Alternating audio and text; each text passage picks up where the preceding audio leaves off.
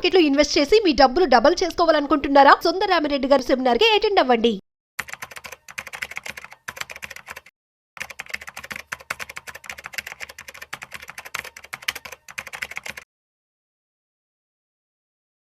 నమస్కారం సుందరం రెడ్డి గారు. నమస్తే.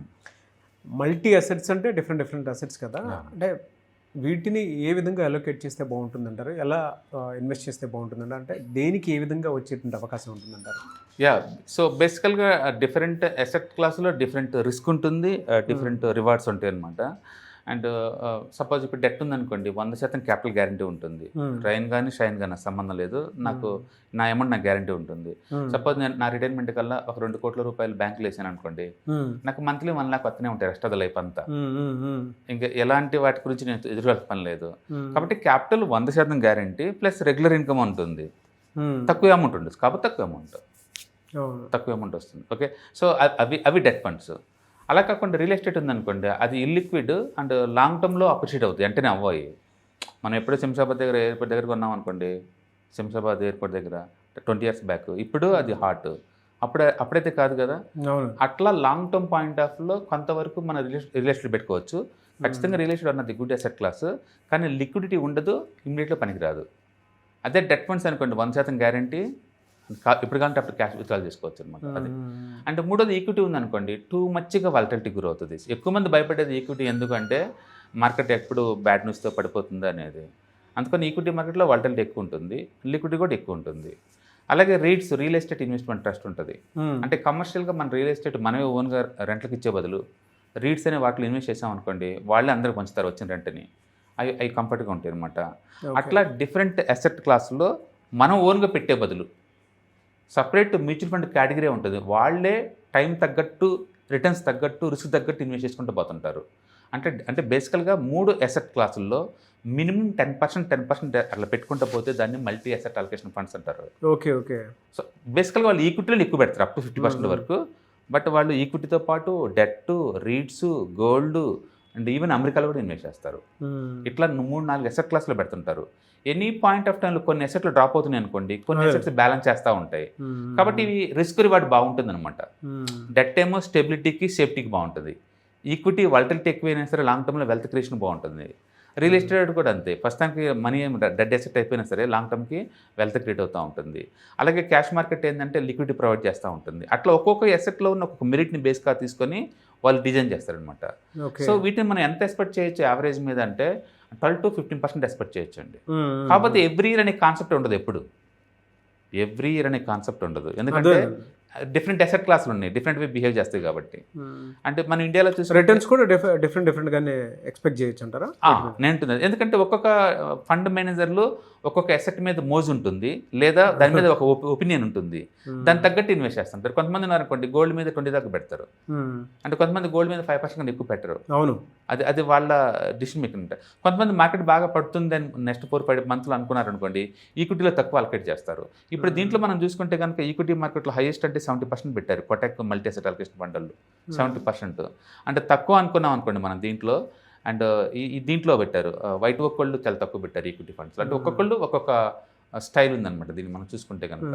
అందుకని cash, real estate, debt funds అంటే కమోడిటీస్, ఈక్విటీ అన్ని అసెట్స్లో పెట్టి మేనేజ్ చేయటాన్ని మల్టీ అసెట్ అలొకేషన్ ఫండ్స్ అంటారు. డెఫినెట్గా దీనివల్ల ఏంటంటే వాలటిలిటీ తగ్గుతుంది, అండ్ కన్జర్వేటివ్గా తయారవుతాము, బ్యాలెన్స్ అప్రోచ్ వస్తుంది. అండ్ రిటైర్మెంట్ కల్లా ఈక్విటీ మార్కెట్ అసలు ఉండకూడదు ఎవరైనా సరే, ఎందుకంటే టూ మచ్గా వాలటిలిటీ ఉంటుంది కాబట్టి.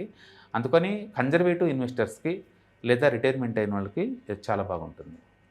So this is a part in to the hybrid mutual funds అనమాట. అండ్ ఎక్స్పెక్టేషన్ మనం 12 to 15 పెట్టుకోవచ్చు. 12 to 15 యావరేజ్ మీద. ఇప్పుడు లైవ్ మార్కెట్లో క్వాంట్ ఉంటుంది, ఇయర్లీ యావరేజ్ మీద 19% ఇస్తుంది. ఓకే, లాస్ట్ 5 years నుంచి యావరేజ్ మీద. Good sir. కాబట్టి మల్టీ అసెట్లో తక్కువ వస్తుందనే బదులు మీ రిక్వైర్మెంట్ కనుక less risk and less reward అయినా పర్వాలేదు, కంఫర్ట్గా ఉండాలి అనుకుంటే కనుక డెఫినెట్గా మల్టీ అసెట్ అలొకేషన్ ఫండ్ తీసుకోవచ్చు. పర్టికులర్గా సీనియర్స్కి అండ్ ఏజ్ 45 దాటిన వాళ్ళకి. స్ట్రిక్ట్గా చెప్పాలంటే అకౌంటింగ్ సెన్స్ ప్రకారం ఏంటంటే అంటే 25 నుంచి 35 వరకే నువ్వు మ్యాక్సిమం ఈక్విటీకి అలొకేట్ చేసేది, తర్వాత నువ్వు చేయకూడదు ఇంకా. ఎందుకంటే మనకంటూ ఒక ఫ్యామిలీ వస్తుంది, రెస్పాన్సిబిలిటీస్ వస్తాయి. కాబట్టి 35 నుంచి 45 మధ్యలో డెఫినెట్గా ఈక్విటీ తగ్గించాలి. ఈక్విటీ 75% కంటే ఎక్కువ పెట్టకూడదు. 45 to 55 మధ్య ఈక్విటీలు 50% కంటే ఎక్కువ పెట్టకూడదు.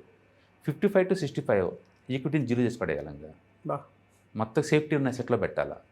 ఎందుకంటే ఆ టైంలో వెల్త్ని ఎంజాయ్ చేసే టైం అది. మీరు అలా చెప్తుంటే నాకు యాంగ్జైటీ వస్తుంది.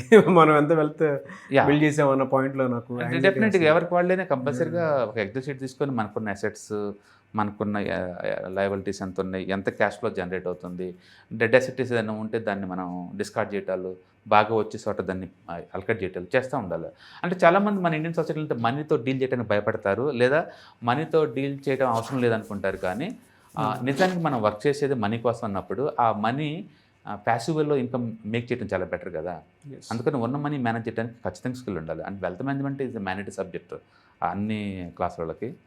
బట్ ఇప్పుడిప్పుడే సొసైటీలో బాగా అవేర్నెస్ పెరుగుతుంది. అండ్ మన సుమన్ టీవీ ద్వారా కావచ్చు, వేరే యూట్యూబ్ ఛానల్స్ వాళ్ళు కావచ్చు, చాలామందికి అవేర్నెస్ వస్తుంది. ఇప్పుడు దాని గురించి థింక్ చేస్తున్నారు అండ్ అలొకేట్ చేస్తున్నారు. ఇండియన్ స్టాక్ మార్కెట్లో ఇప్పుడు మ్యూచువల్ ఫండ్స్కి యావరేజ్ మీద మంత్లీ 30,000 కోట్లు వస్తున్నాయి. అది కూడా లాస్ట్ 2 years నుంచి ఈక్విటీ మార్కెట్ బాగలేకపోతున్నా సరే పంప్ చేస్తూనే ఉన్నారు. అంటే లాంగ్ టర్మ్లో అంత హోప్ ఉంది వాళ్ళకి ఇండియన్ ఎకానమీ మీద. అందుకని వాలటిలిటీని ఎలా టాలరేట్ చేయాలో వాళ్ళకి అర్థమవుతుంది. ఒకప్పుడు రిటైలర్స్ అంటే చిన్న వాళ్ళు, నాలెడ్జ్ తక్కువ ఉన్నవాళ్ళు. ఇప్పుడు రిటైలర్స్ అంటే అచ్చం B Tech candidates, and social media బాగుంది, అండ్ అవేర్నెస్ బాగుంది, అండ్ నాలెడ్జ్ బాగా ఉంది ఇప్పుడు. అందుకని ఇప్పుడు రిటైలర్స్ అంటే ఒక 20 years బ్యాక్ ఉన్న రిటైల్ లాగా థింక్ చేయాల్సిన అవసరం లేదు. అందుకని వాళ్ళకి మార్కెట్ వాలటిలిటీగా అర్థమైంది. మార్కెట్లో తక్కువ రేట్కి వచ్చినప్పుడు ఎలా ఎన్కాష్ చేసుకోవాలో వాళ్ళకి ఐడియా ఉంది కాబట్టి వాళ్ళు ఎక్కువ అలొకేట్ చేస్తున్నారు ఇప్పుడు. అండ్ డెఫినెట్గా ఫ్యూచర్ జనరేషన్ గోయింగ్ టు మీకు లాట్ ఆఫ్ మనీ అనమాట ఈ మార్కెట్స్ నుంచి. మొత్తానికి మల్టీ అసెట్ అలొకేషన్ ఫండ్స్ వల్ల ఉన్న బెనిఫిట్ ఏంటంటే అన్ని రకాల అసెట్స్ కాబట్టి బ్యాలెన్స్ అప్రోచ్ వచ్చింది అనమాట. అంటే టూ మచ్ అగ్రెసివ్ ఉండకుండా, అంటే టూ మచ్ లాస్ అవ్వకుండా ఉండడానికి మంచి ఫ్రూట్ఫుల్ ఎలా ఉంటుంది. అవును, యాక్చువల్గా మనకైనా ఓన్గా మెయింటైన్ చేసినా కొంత ఈక్విటీ, కొంత డెట్, కొంత గోల్డ్ ఇలా పెట్టాలి. మనం పెట్టే బదులు మొత్తం ఒకే ఫండ్లో పెట్టేస్తే వాళ్ళే చూసుకుంటారు కదా. కాబట్టి ఏదో ఒక ఫండ్ సెలెక్ట్ చేసుకొని ఫండ్ మేనేజర్ మంచి వాళ్ళు చూసుకుంటే వాళ్ళే మొత్తం మేనేజ్ చేసుకుంటే పోతుంది అనమాట. అందుకని ఒకటి లేదా 2 మల్టీ అసెట్ అలొకేషన్ ఫండ్ సరిపోతుంది మనకి, మన ఓన్గా మేనేజ్ చేసే బదులు అనమాట. ఎందుకంటే ఇవాళ రేపట్లో వాళ్ళు ఈవెన్ అబ్రాడ్లో కూడా పెట్టేస్తున్నారు. అండ్ పర్టికులర్ నిప్పాన్ వాళ్ళు అయితే ఐషేర్లో 5% పెట్టారు వాళ్ళు, అమెరికాలో ఐషేర్స్ దాంట్లో కూడా. అందుకని వీళ్ళల్లో అబ్రాడ్లో పెడుతున్నారు కొంత డబ్బుని, కొంత డబ్బు గోల్డ్లో పెడుతున్నారు, కొంతమంది ఈక్విటీలో పెడుతున్నారు, స్మాల్ క్యాప్, మిడ్ క్యాప్, అన్ని రకాల అసెట్స్ అనమాట. విత్ ఇన్ ద ఈక్విటీలో కూడా మళ్ళీ లార్జ్, మిడ్, స్మాల్ అన్నింటిలో పెడుతున్నారు. కాబట్టి one of the best way అనమాట. అందులో మోర్ ఎవర్ ఇప్పుడు సెబీ వాళ్ళు చాలా టైట్ చేశారు అండ్ ఎక్స్పెన్స్ రేషియో బాగా తగ్గించారనమాట. ఒకప్పుడు 2 to 5% దాకా ఉండేది. ఇప్పుడు కాంపిటీషన్ పెరిగేసరికి అందరూ లెస్ దెన్ 1%కి ఇస్తున్నారు. అందుకని డైరెక్ట్ మ్యూచువల్ ఫండ్స్ కొనడం ద్వారా మనకి ఆ ఎక్స్పెన్స్ రేషియో సేవ్ అవుతుంది, ప్లస్ బ్యాలెన్స్ అప్రోచ్ అలవాటు అవుతుంది. Very good information. Thank you sir, thank you so much. Hi, one day classroom ఎన్విరాన్మెంట్లో ఆఫ్లైన్ వెబినార్ జరగబోతుంది. అంటే ఇంట్రెస్ట్ ఉన్న పార్టిసిపెంట్స్ ఈ కింద స్క్రోల్ అవుతున్న నెంబర్కి రింగ్ చేసుకొని సీట్ బుక్ చేసుకోండి. దీంట్లో ETFs, index funds and mutual funds మీద completely and hand folding experience మీకు ప్రొవైడ్ చేయబడుతుంది.